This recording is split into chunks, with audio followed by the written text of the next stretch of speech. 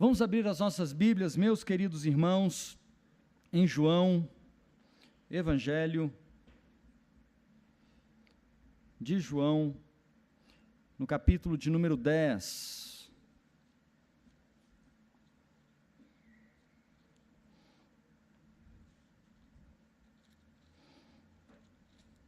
João, capítulo de número 10.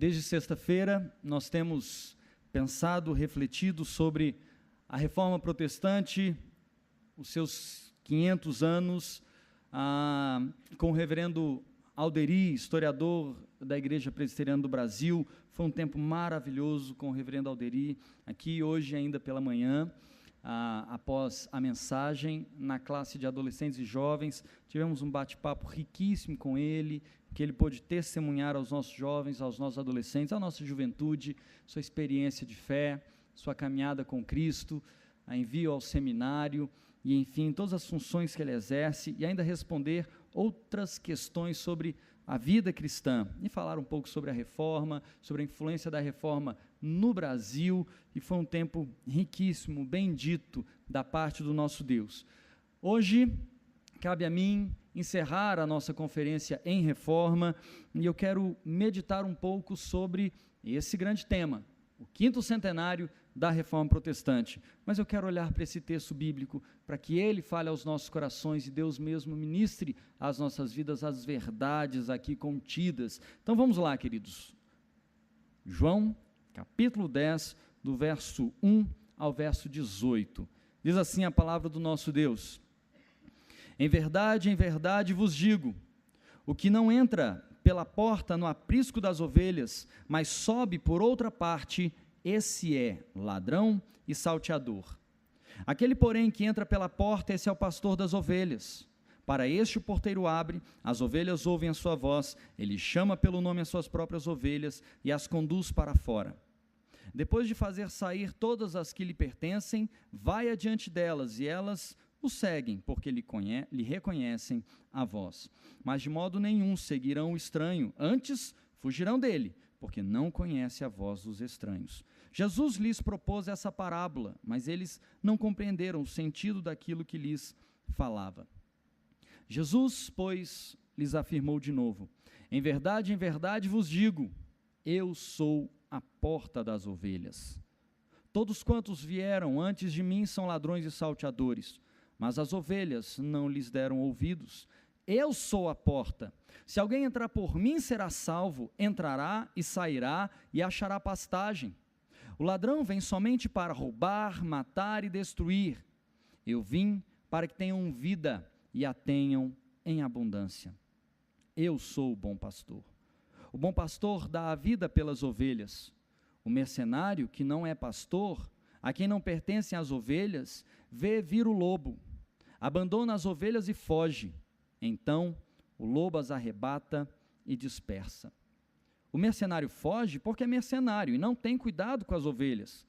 Eu sou o bom pastor, conheço as minhas ovelhas e elas me conhecem a mim, assim como o Pai me conhece a mim, e eu conheço o Pai e dou a minha vida pelas ovelhas. Ainda tenho outras ovelhas, não deixe aprisco. A mim me convém conduzi-las, elas ouvirão a minha voz, então haverá um rebanho e um pastor. Por isso o Pai me ama, porque eu dou a minha vida para a reassumir. Ninguém a tira de mim, pelo contrário, eu espontaneamente a dou. Tenho autoridade para a entregar e também para reavê-la. Este mandato recebi de meu Pai. Oremos mais uma vez, queridos. Senhor, estamos diante da Tua palavra. Fala conosco, ó Deus, que ela seja viva, seja eficaz, transforme os corações que necessitam de transformação, edifica, ó Deus, os corações que precisam ser edificados por essa palavra, transforma-nos, impacta-nos pelo Teu Evangelho aqui presente, Senhor, para a glória do Teu santo nome, amém. Amém. Cláudio, troquei. Meus irmãos, quando no dia 31 de outubro do ano de 1517, Martinho Lutero escreveu em uma cartolina 95 teses contra a venda do perdão. Se dirigiu à porta da catedral do castelo de Wittenberg, e naquela porta, faz de conta que está aqui, fixou 95 teses em latim contra a venda do perdão, contra a venda de indulgências. Martinho Lutero convocava um grande debate acadêmico. Martinho Lutero já tinha o seu doutorado em teologia. Martinho Lutero estava em uma cidade acadêmica. Martinho Lutero era um dos professores da Universidade de Wittenberg, que estava ali, logo atrás da Catedral do Castelo de Wittenberg.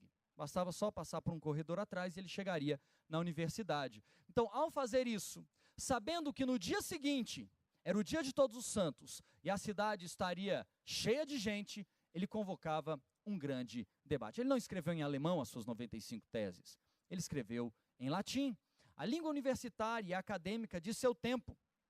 Martinho Lutero usava essa porta, talvez a principal das portas que ele teve que encontrar, uma das principais portas que ele teve que encontrar na sua vida.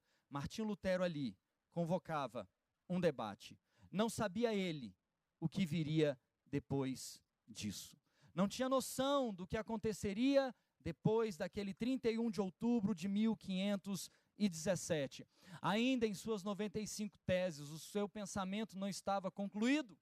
Martinho Lutero, ao fixar as suas 95 teses, ainda cria no purgatório, ainda cria na expiação que poderia vir por intermédio do Papa, ainda cria que as indulgências tinham algum espaço na salvação, embora fosse totalmente avesso, contrário à venda deste perdão.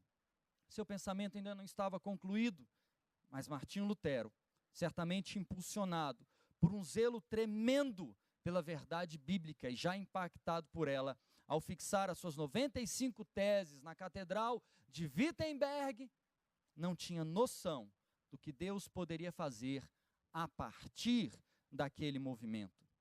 O debate sugerido não aconteceu. Martinho Lutero foi chamado para explicar-se diante dos representantes do Papa. Martinho Lutero tem a sua fé provada. Ele demonstra ali uma porta de insatisfação pessoal com a estrutura vigente. É a porta da indignação com os absurdos que são feitos em nome de Deus. Qual é a alternativa, então, que ele encontra diante disso?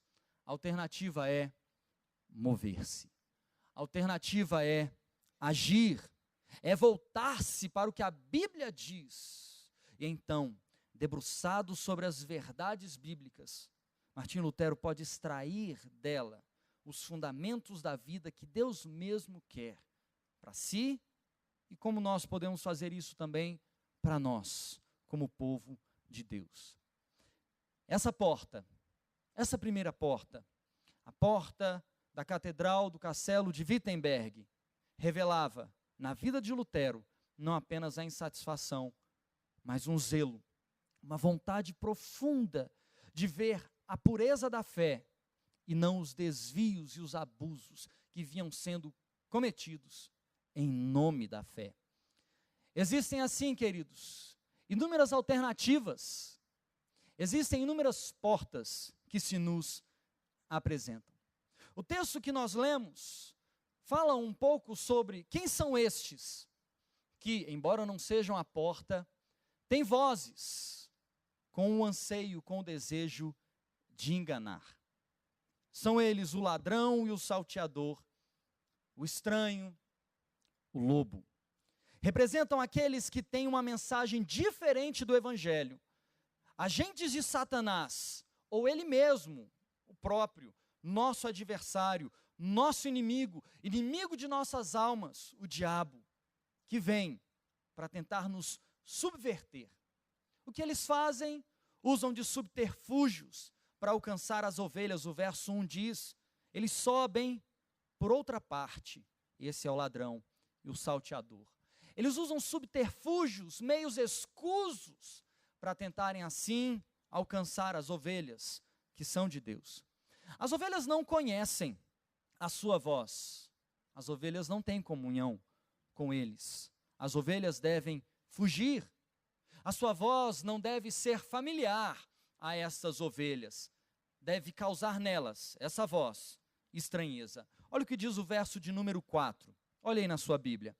Depois de fazer sair todas as que lhe pertencem, vai adiante delas, e elas o seguem, porque lhe reconhecem a voz do pastor, e não a voz do ladrão e salteador, a voz estranha. Olha o verso de número 8.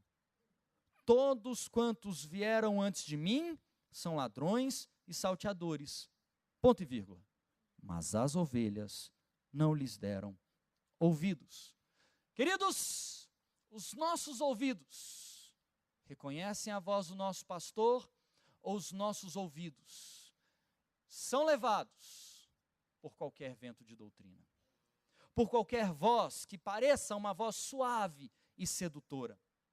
Será que os nossos ouvidos estão de fato disciplinados para ouvirem apenas a voz do nosso bom pastor?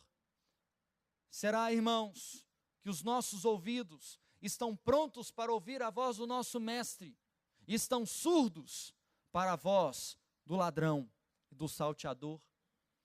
Precisamos adestrar, disciplinar os nossos ouvidos e, ao mesmo tempo, reconhecer as vozes que não pertencem ao nosso Salvador. As palavras, as sentenças, os princípios, as ideologias, o que quer que seja, que não pertencem ao nosso Senhor. O verso de número 10 diz qual é a função deste. Então, o verso 10, na sua Bíblia, como está na minha, diz assim: o ladrão, ele tem função. Ele vem somente para, qual é a tríade, queridos? Vamos ler juntos? Roubar, matar e destruir. É esta a sua função.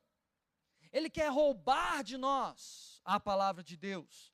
Ele quer matar em nós o fogo, a paixão pelo Senhor. Ele quer destruir em nós tudo aquilo que Deus quer construir. Assim, no verso de número 12, o texto nos fala também sobre o lobo. E lá no final do verso 12, depois de falar sobre o mercenário, que eu quero falar a seguir, ele diz: vira o lobo, abandona as ovelhas e foge. Esse é o mercenário. Ponto e vírgula. O que faz o lobo então? Vamos ler juntos? Então, todos juntos, queridos. Então, o lobo as arrebata e dispersa. Essa função dos lobos, se fosse possível, nos tragar. Queridos, nos ceifar. E quando não é possível, nos tomar para si.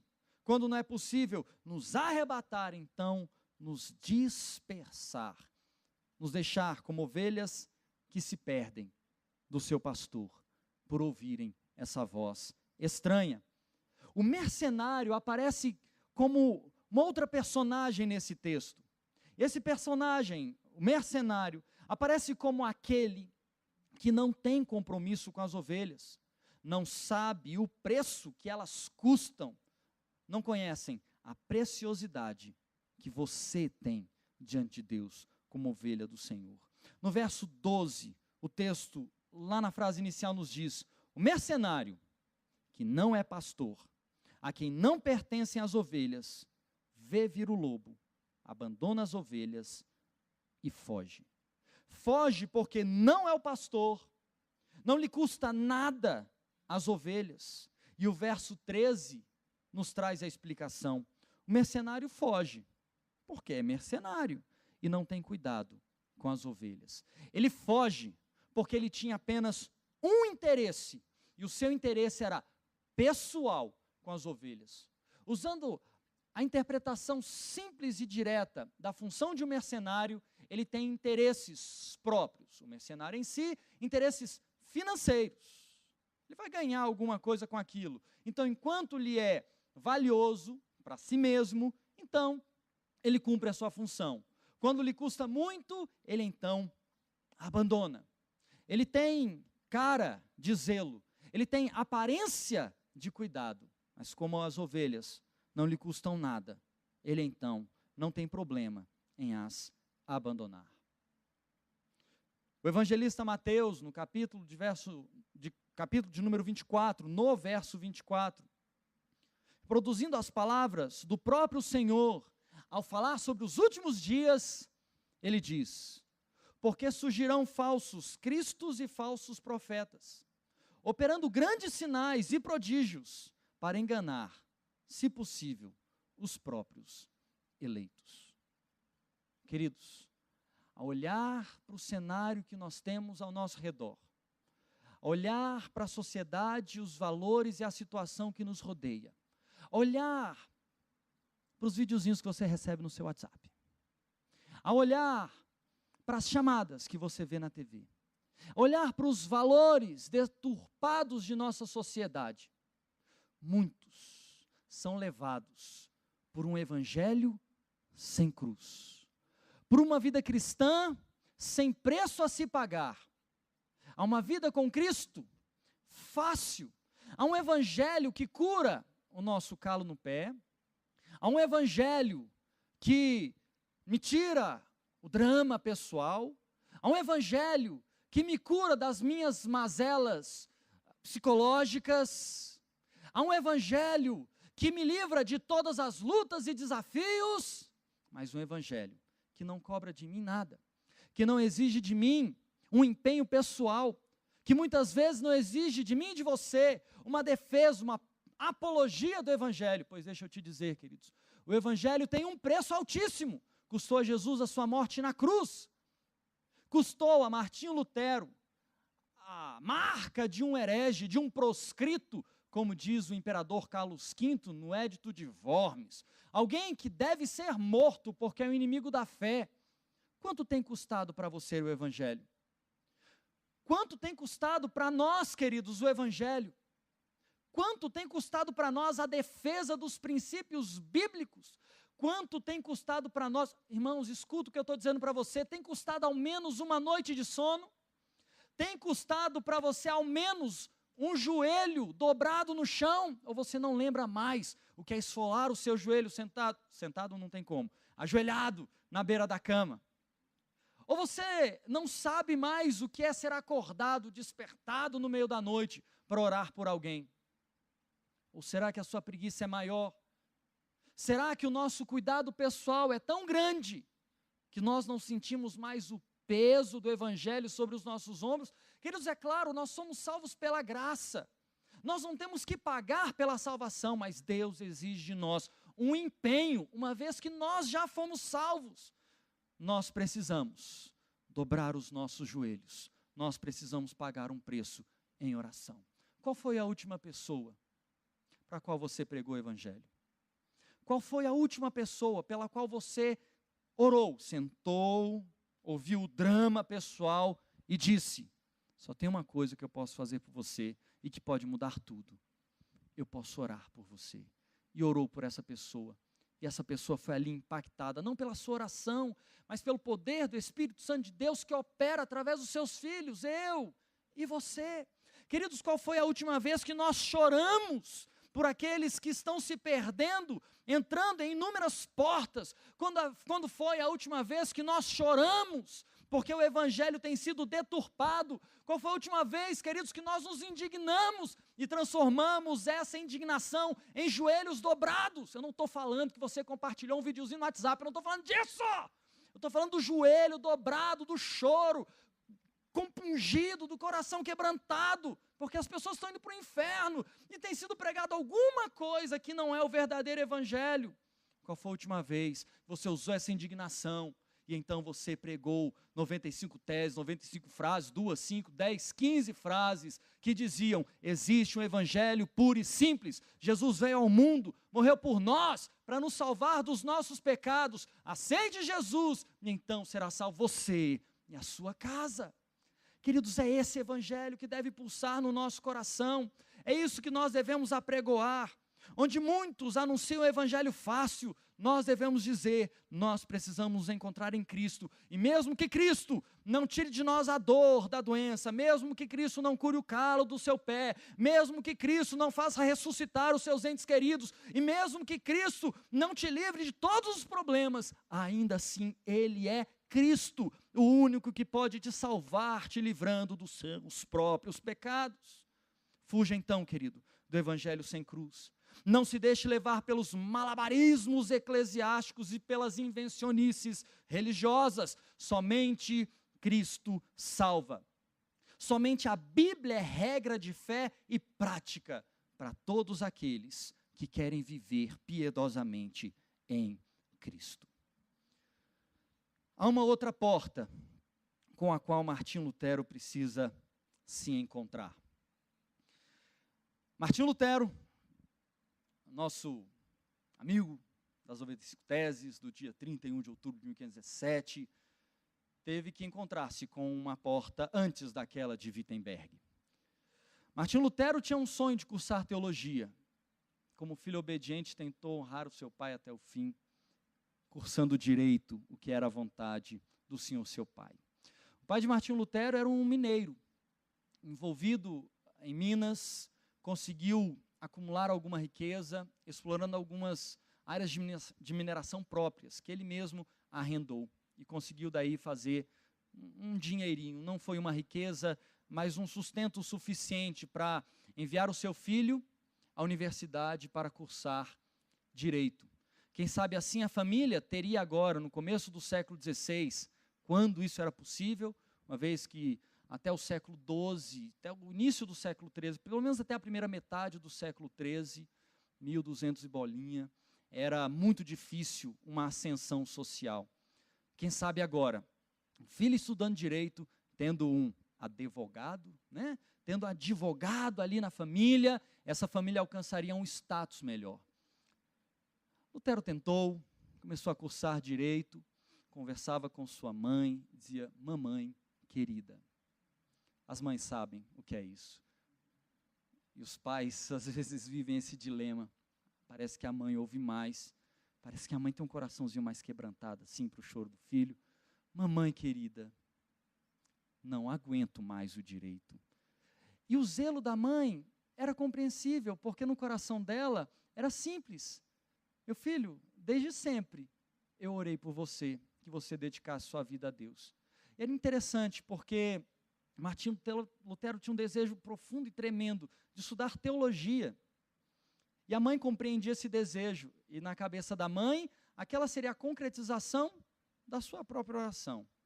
Mas para o pai, que sonhava com uma ascensão social da família através do filho, depois de muito investimento, aquilo era atrasar a vida dele e a ascensão da família. Martinho Lutero, então, não se aguentou mais. No dia 17 de julho do ano de 1505, veja, a porta de Wittenberg foi em 1517, no ano de 1505, no dia 17 de julho, Martinho Lutero, passando por uma viela, uma ruinha muito pequenininha, caminhando pensativo, do lado de um muro baixo, que cobria apenas a altura de sua cabeça, mas ainda era bem baixo, de saltar ele conseguiria ver por cima do muro. Ele não se aguenta, e então, mais uma vez, ele bate numa porta. A porta, nessa ocasião, era a porta do mosteiro agostiniano da cidade de Erfurt. A partir daquele momento, em 1505, Martinho Lutero dava vazão à sede da sua alma. Uma porta que lhe impulsionava por um novo caminho. A porta da contrição. A porta da dedicação do coração em torno de um propósito divino e muito específico. Ainda que não plenamente convicto, mas demonstrando a inclinação do seu coração, ele mostrava ali uma tentativa desesperada de aproximar-se de Deus. O que ele cumpria ali? Um voto feito a Santa Ana. A Santa Ana. Santa Ana. Imagina Lutero caminhando em uma chuva, ele estava no cavalo, não estava caminhando, mas enfim, em chuva, no meio de uma floresta, ele ouve os raios. Ele ouve o trovão e vê os raios. Não é isso? Não é isso? Ele ouve o trovão e vê os raios, é isso mesmo. Queridos, se está chovendo e tem raio, não é bom estar numa floresta, tá bom? Foge da floresta. Mas ele vai para debaixo das árvores. Não faça isso em casa. Não tente fazer isso, não vá para debaixo das árvores. Mas ele foi. O raio passa muito perto dele. Ele tinha um amigo que já tinha morrido, fulminado por um raio. E aquilo foi muito impactante. Ali, desesperado e choroso, ele que vivia em perturbação na sua alma, ele diz: Santa Ana, se você me... Ele não sabia, era Deus que estava acolhendo sua oração. Se eu me libertar disso e eu não morrer, dedicarei minha vida inteira a Deus. Ele estava cumprindo um voto de devoção pessoal, ainda que não com a completude daquilo que Deus faria em sua vida, e sem ter o discernimento total daquilo que Deus poderia fazer, assim como não haveria o discernimento total ainda em 1517, na porta da Catedral de Wittenberg. Agora, na porta do Mosteiro Agustiniano em Erfurt, ele cumpria 3 desejos profundos de sua alma. Eu quero cursar teologia, e se eu entrar no mosteiro, eu sei que poderei de graça cursar na Universidade de Erfurt, o curso de teologia. Segundo, eu sou muito pecador, sou miserável, minha vida não vale nada. Quem sabe, seguindo uma ordem muito rígida, como era a ordem agustiniana, seguindo a ordem exata das orações diárias, das penitências, eu possa assim ser expurgado de minhas culpas, ser livre do meu pecado e assim ser salvo. Sei que na ordem agustiniana vai ter muita gente me vigiando, e ali eu serei livre dos meus pecados. Isso demonstrava parte do seu zelo e a vontade de se dedicar a Deus. E finalmente, talvez o maior de todos os propósitos: se eu entrar no mosteiro agustiniano, eu terei algo que não consigo encontrar em outro lugar: a Bíblia. Eu poderei ler todo dia essa palavra, poderei me debruçar sobre ela, poderei ler sem parar. Queridos, o processo de salvação começa assim, com uma sede insaciável por Deus, obra que não é nossa, mas é feita pelo próprio Espírito Santo, quando Deus nos atrai à sua presença, e nós achamos que estamos cumprindo alguns votos, a gente promete para os céus, a terra, anjo, santo, o que quer que seja, e nós ainda não temos o discernimento, mas Deus está nos atraindo à sua presença. Todo homem começa assim, tateando, como que no escuro, em busca de Deus, e certamente o poderá achar se Deus a nós trouxer a luz. Rebeldia é rejeitar a Deus, por não encontrar aquilo que se quer achar. E eu vou ler, porque senão eu mesmo vou me confundir com aquilo que eu escrevi.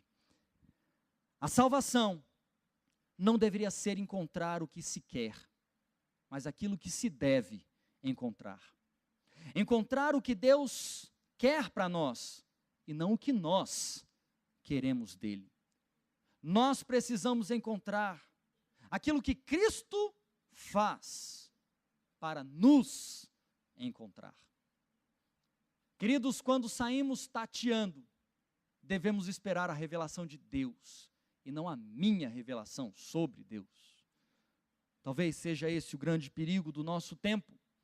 Corremos desenfreados para encontrar em Deus a justificativa para os anseios de nossa alma, quando Cristo está lá, em todo o tempo, dizendo: eu já me revelei a você, o que você precisa encontrar é a mim e a minha vontade. A perspectiva é diferente, queridos.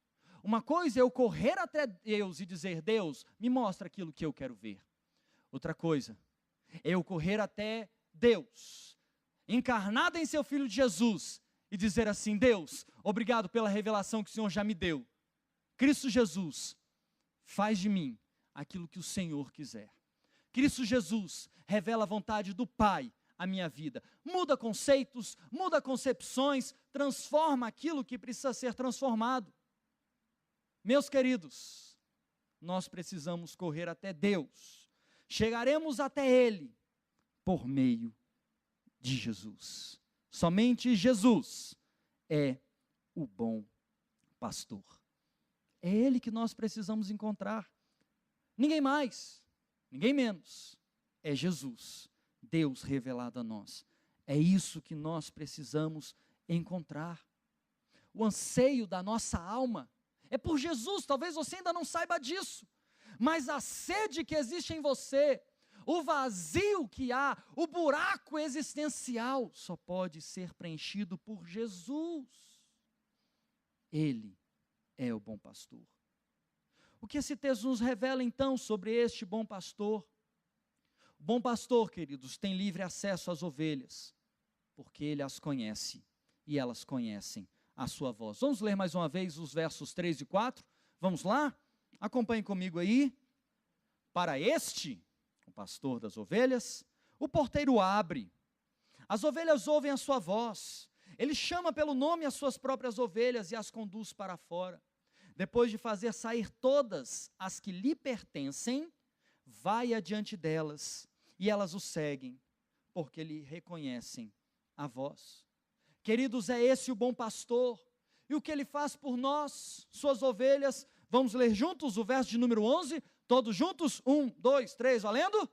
Eu sou o bom pastor dá a vida pelas ovelhas.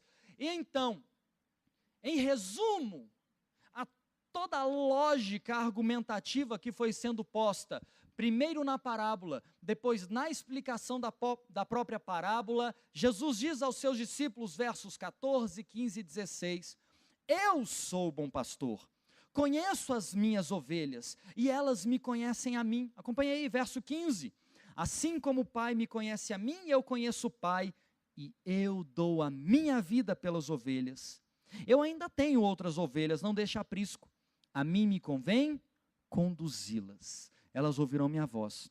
Então haverá um rebanho e um pastor. Ele não só dá a vida pelas ovelhas, mas eles a conhecem. Ele conhece todas. É o que eu quero dizer. Ele conhece todas as suas ovelhas. Não é sem propósito, queridos, que no verso 3 ele disse, ele chama pelo nome as suas próprias ovelhas. E depois no verso 4 ele diz, depois de fazer sair todas as que lhe pertencem. Se somos eleitos de Deus, se na eternidade já fomos escolhidos por Deus, então somos ovelhas de Jesus. Ele nos conhece.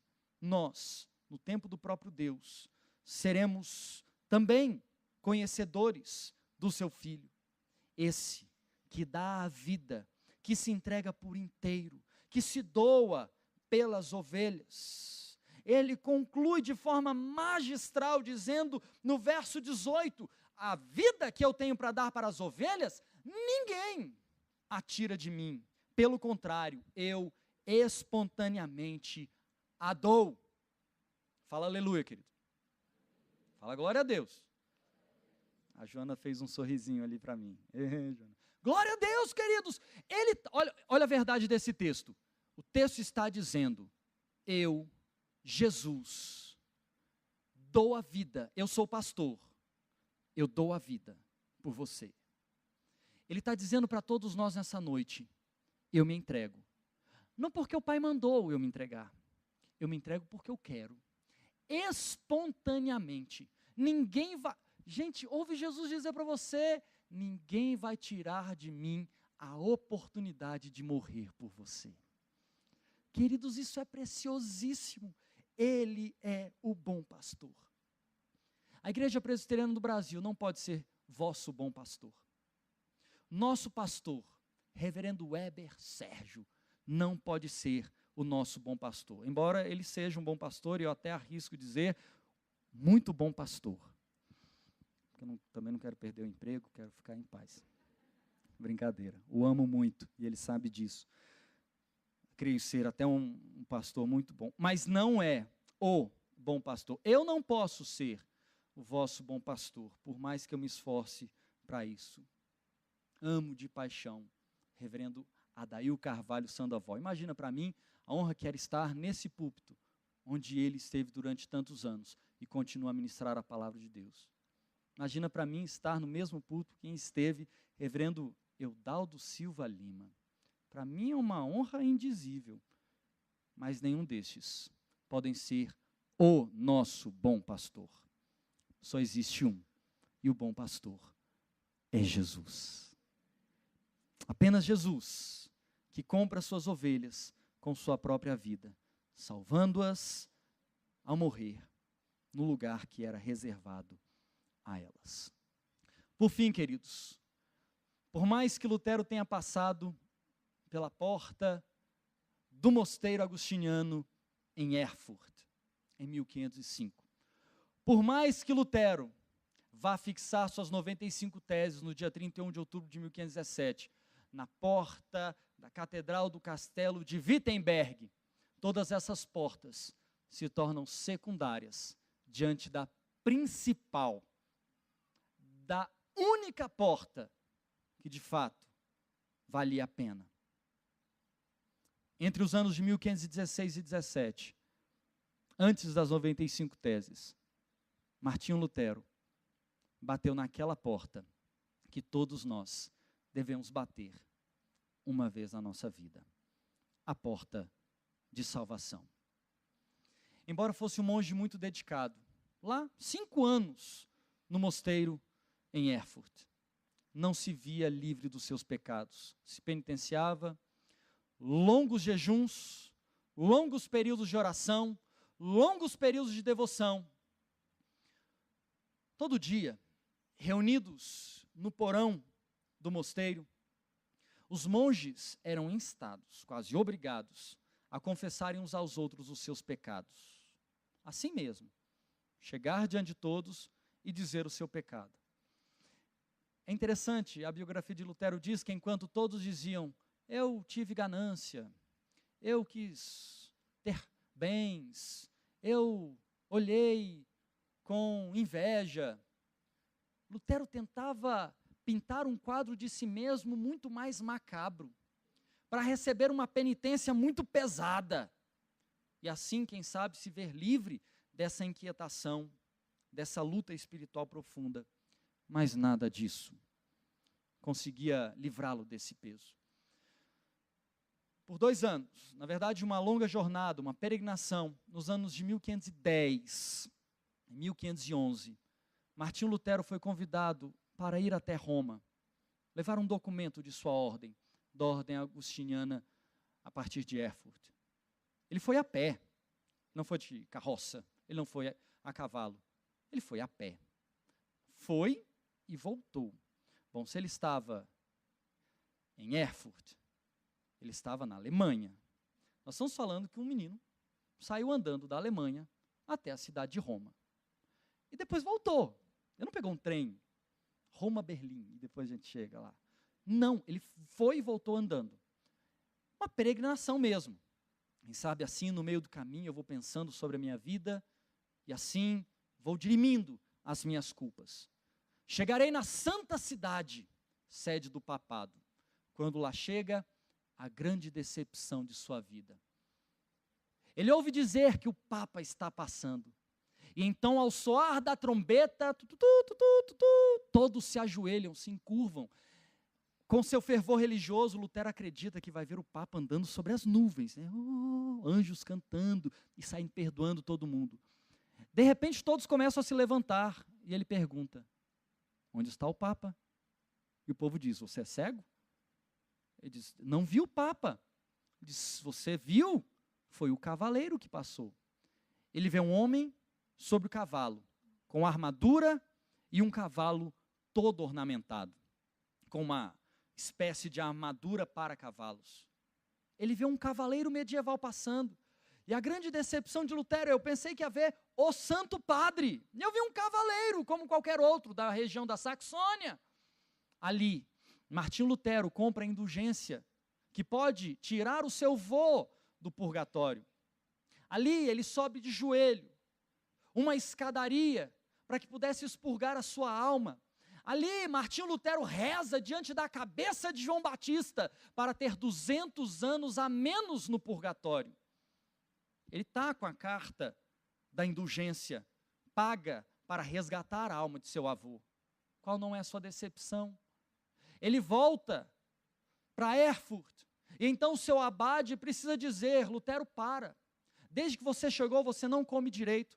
Você não para de esfregar o chão, você não para de limpar as janelas, você vai morrer. Ele diz, pai, se referindo ao abade, eu não consigo. Eu cheguei na santa cidade de Roma, e eu pensei que encontraria ali a salvação, e tudo que eu encontrei foi devassidão. Eu encontrei na cidade de Roma um cavaleiro que ocupa o lugar do Santo Padre. Eu encontrei em Roma prostíbulos só para monges em peregrinação, e eu pensei que encontraria a Cristo. Ele então diz a seguinte frase: algumas pessoas levam dinheiro a Roma e trazem indulgências de volta. Eu, como um tolo, carreguei cebolas para lá e trouxe alhos de volta. Isso significa, eu fui ruim e eu voltei pior do que fui. A grande decepção religiosa, a decepção consigo mesmo por não conseguir se fazer santo, nem alcançar por seus esforços o perdão que vem de Deus, levou a uma reflexão profunda na palavra. A porta, a principal de todas elas, a única que poderia de fato redimir a sua alma, foi encontrada na Bíblia, em Romanos, no capítulo 1, no verso 17. Texto que durante anos havia perturbado a sua alma, porque ele entendia ali na justiça de Deus a punição eterna. O Espírito Santo mesmo lhe revela de uma outra maneira sobre a qual Lutero deixa escrito para a posteridade.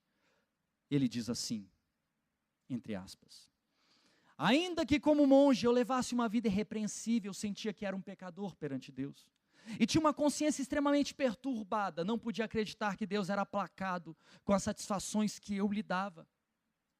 Eu não amava, mas sim odiava a justiça de Deus, que pune pecadores e secretamente, se não com blasfêmia, com certeza murmurando muito, eu estava irado contra Deus, e eu mesmo disse, como se não bastasse que miseráveis pecadores, eternamente perdidos por causa do pecador, ou do pecado original, sejam esmagados por toda espécie de calamidade, pela lei do decálogo, Deus tivesse de acrescentar dor em cima de dor, pelo próprio Evangelho, e também com o Evangelho nos ameaçando com sua ira, que é justa. Deste modo, eu me irava, com uma consciência furiosa e perturbada. Todavia, persistentemente, golpeava aquela passagem de Paulo, querendo ardentemente entender o que ele quis dizer com a justiça de Deus se revela no Evangelho. Finalmente, pela misericórdia de Deus, meditando de dia e de noite, consenti ao contexto das palavras, a saber, porque no Evangelho é revelada a justiça de Deus, uma justiça que do princípio ao fim é pela fé, como está escrito, o justo viverá pela fé.